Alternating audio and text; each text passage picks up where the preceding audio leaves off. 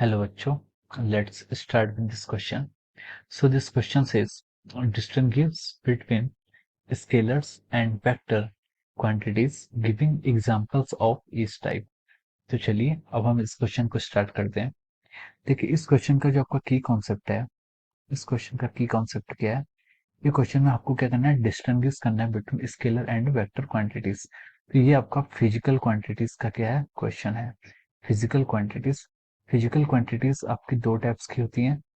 Physical quantities, देखिए physical quantities आपकी दो टाइप्स की होती हैं। कोई भी फिजिकल क्वांटिटी जिसे हम फिजिक्स में पढ़ते हैं तो दो प्रकार की होती हैं। एक होता है आपका स्केलर क्वांटिटीज और दूसरी होती है आपकी vector quantities.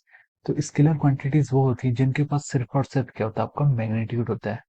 Scalar quantity as those quantity which has magnitude only। और वेक्टर क्वांटिटीज वो क्वांटिटीज होती हैं जिनके पास क्या होता है, मैग्नीट्यूड होता है प्लस उनके पास क्या होती है, डायरेक्शन भी होती है।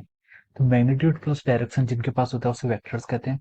और इसके बाद भी इसको एक क्राइटेरिया और फॉलो करना होता है।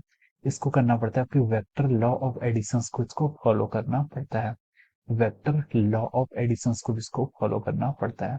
तो ये क्या आपकी वेक्टर क्वांटिटीज की ये तीन क्राइटेरिया से फॉलो करने चाहिए। अब इसके एग्जांपल्स में आते हैं। जैसे स्केलर्स क्वांटिटी के एग्जांपल होता है, जैसे कि हम बोले मास। मास हम बोलते हैं कि किसी ऑब्जेक्ट का मास आपका 2 kg है। तो सिर्फ यहाँ पर अमाउंट दिखाने से ही हमने बोला कि 2 kg का मास है, तो ये क्या हो जाता है, स्पेसिफाइड हो जाता है। इतनी इंफॉर्मेशन इसके लिए करेक्ट है। जैसे बोले हम किसी चीज की डिस्टेंस क्या है, लेंथ कितनी, 5 मीटर, तो 5 मीटर क्या है डिस्टेंस, बिल्कुल ठीक है।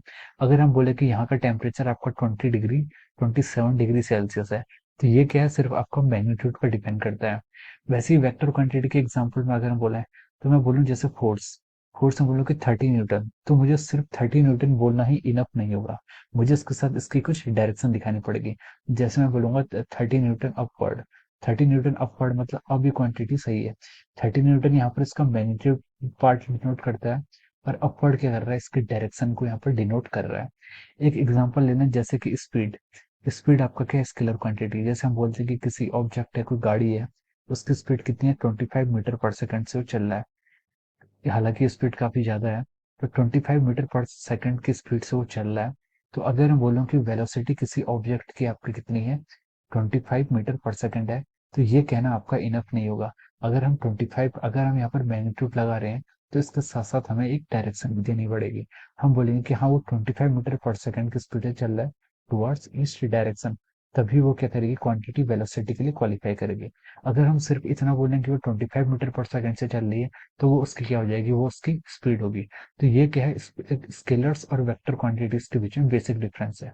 अब देखिए एक क्वेश्चन जो उसमें रहता है, करंट, करंट के बीच में हमें सब आर्गुमेंट रहता है, करंट क्या है।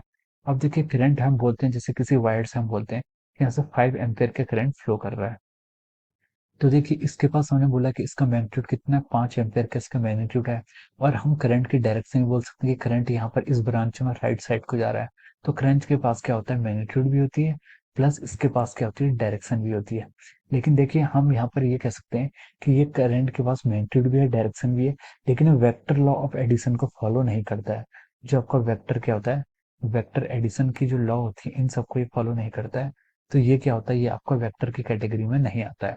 तो ये कुछ एग्जांपल्स हैं स्केलर्स क्वांटिटीज के और वेक्टर क्वांटिटीज के। स्केलर में सिर्फ मैग्नीट्यूड होता है और वेक्टर क्वांटिटी में मैग्नीट्यूड प्लस डायरेक्शन दोनों चीजें होनी चाहिए, प्लस वो वेक्टर एडिशंस को भी क्या करना चाहिए, फॉलो करना चाहिए। So I hope you all understood this concept.